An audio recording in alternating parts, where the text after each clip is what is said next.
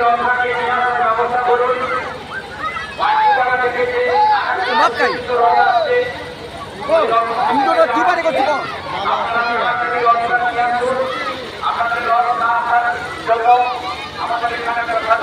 শুরু করতে পারছি না, ওই রথটা চলে আসলেই দর্শকদের উদ্দেশ্যে বলছি